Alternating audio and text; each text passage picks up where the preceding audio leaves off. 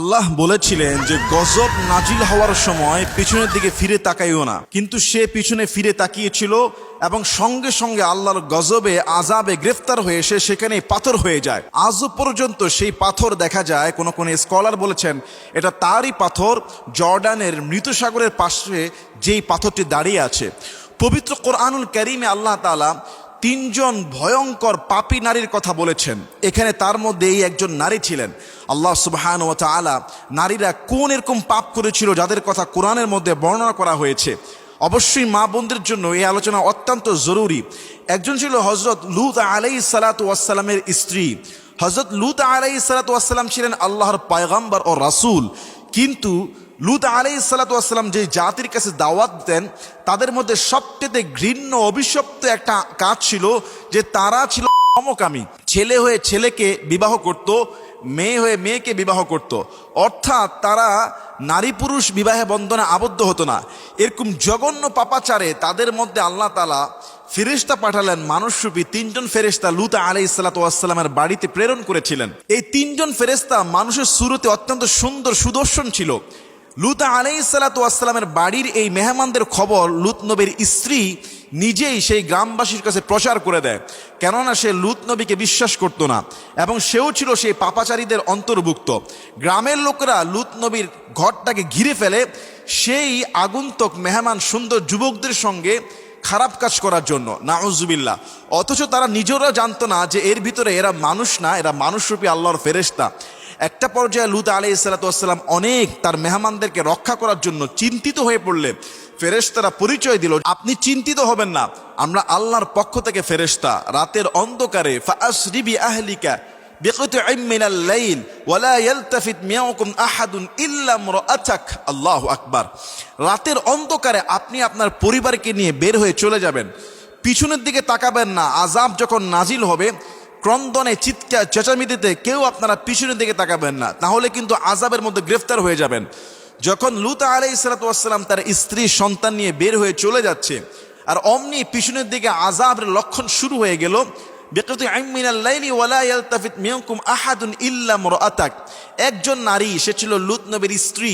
তিনি তার জাতির সঙ্গে আগের থেকেই তাল মিলাতো এবং তিনি পিছনের দিকে তাকালেন এবং সঙ্গে সঙ্গে আল্লাহ তাআলা তাকে আযাবেও গ্রেফতার করলেন। আজও পর্যন্ত সেই মৃত সাগরের পাশে যে বিশাল পাথরটা দেখা যায় মানুষের মতো, অনেকে বলে এটা লূত আলাইহিস সালাতু ওয়াস সালামের স্ত্রীর পাথর। আল্লাহ তাআলা তাকে আযাবে গ্রেফতার করেছে শুধুমাত্র সমকামীদের সহযোগী হওয়ার কারণে, তাদেরকে সাহায্য করার কারণে, লূত নবীর তথ্য প্রকাশ করে দেওয়ার কারণে।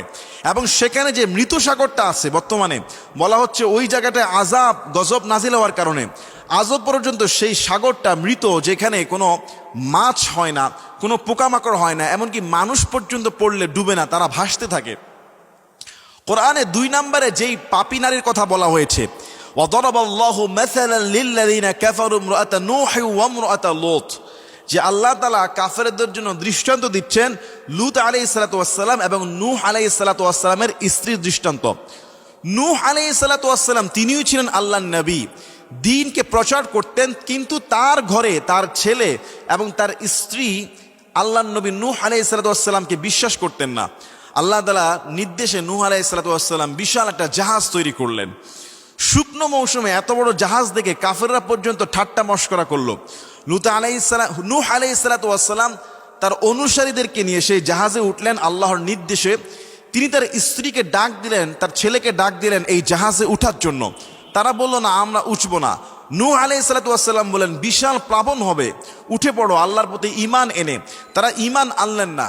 পরবর্তীতে বিশাল প্লাবন হলো, পুরা পৃথিবী ডুবে গেল। এত বড় ভয়াবহ বন্যা পৃথিবী তার কোনো সময় হয় নাই। সেই জাহাজে যারা ছিল তারাই একমাত্র রক্ষা পেল, বাকি সব ডুবে গেল। আল্লাহ তাআলা নূহ আলাইহিস সালাতু ওয়াস সালামের এই স্ত্রীকে কাফেরদের জন্য দৃষ্টান্ত হিসেবে পবিত্র কোরআনুল কারীমে সূরা তাহরিমের মধ্যে বর্ণনা করেছেন। 3 নম্বরে যেই নারীর কথা কোরআনে বলেছে, যাকে অভিশাপ দেওয়া হয়েছে, যাকে জাহান্নামের লাকড়ি বানানো হয়ে বলা হয়েছে, ওয়ামরাআতুহু হাম্মালাতাল হাতাব ফি জিদিহা হাবলুম মিন মাসাদ, যে মক্কার সবচেয়ে সুন্দরী নারী ছিল উম্মে জামিলা, বড় একজন নেতৃত্ব স্থানীয় নেতার স্ত্রী ছিল। সে প্রত্যেক মানুষের কাছে রাসূল সাল্লাল্লাহু আলাইহি সাল্লামের নামে গীবত নবীজির নামে পরনিন্দা করে বেড়াতো এবং রসুলকে গালাগালি করত। শুধু তাই না, রসুলের পথের মধ্যে সে কাঁঠা বহন করে দিত। সে এবং তার স্বামী ছিল রসুলের দুশ্মন। এই জন্য আল্লাহ, তার স্বামীর নাম ছিল লাহাব। সূরা লাহাবি কোরআন আল্লাহ বলেছে তাব্বাত ইয়াদা আবি লাহাবি ওয়া তাব, আবু লাহাবের 2 হাত ধ্বংস। এবং শেষের দিকে বলা হয়েছে ওয়ামরাআতুহু, তার স্ত্রীও হাম্মালাতাল হাতব, যে কাঠ বহন করে, রাসূলের পথের মধ্যে কাঁটা বিছিয়ে দিত, রাসূলের বিরুদ্ধে পরনিন্দা করত, রাসূলকে মারার জন্য সে উদ্যত হতো এবং রাসূলকে সে গালাগালি করত। এই পাপিষ্ট আবু লাহাবের স্ত্রীর নাম ছিল উম্মে জামিলা এবং তাকেও আল্লাহ তাআলা কোরআনের উদাহরণ হিসেবে টেনে এনেছেন। সম্মানিত মা বোনেরা এবং আমরা যারা আছি, যে 3 জন পাপিষ্ট পাপী নারীর কথা আল্লাহ কোরআনে বলেছে, যাদের পাপের কথা কোরআনের মধ্যে চলে আসছে। একজন ছগলখুরি করার কারণে, বাকি 2 জন আল্লাহর প্রতি আরেকজন ঈমান আনার না কারণে, এবং নবীর স্ত্রী হওয়া সত্ত্বেও স্বামীর হুকুম না মানার কারণে আরেকজন ছিল সমকামীদের পক্ষে। আল্লাহ তাআলা তাদেরকে আযাব, গজব, ধ্বংস দিয়েছে। এটা পবিত্র কোরআনুল কারীমের মধ্যে উল্লেখ করা হয়েছে।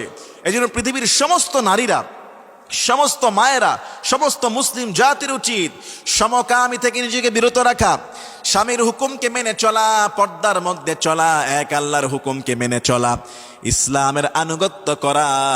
তাহলে রব্বুল আলামিন ওই মা আসিয়ার সাথে কবুল করে নিবে জান্নাতে। সুবহানাল্লাহ। আর নতুবা লুতের স্ত্রী, লুত আলাইহিস সালাতু ওয়াস সালামের স্ত্রী, নূহ আলাইহিস সালাতু ওয়াস সালামের স্ত্রী, আবু জাহেলের স্ত্রী, তারা যেমনি ভাবে ঘৃণ্য কাজ করেছে, গীবত করেছে, শাকায়াত করেছে, আল্লাহর নবীকে কষ্ট দিয়েছে, সমকামিতার পক্ষ অবলম্বন করেছে, এদেরকে আল্লাহ কঠিন শাস্তির ঘোষণা দিয়েছে। কোরআনের মধ্যে একজনকে তো গজবের মধ্যে নাজিল করে দেওয়া হয়েছে। আল্লাহ, তুমি আমাদের প্রত্যেক মা বোনদেরকে, আমাদেরকে এই সমস্ত জঘন্য পাপ থেকে, জঘন্য কাজ থেকে হেফাজত করে দিও। আল্লাহুম্মা আমিন।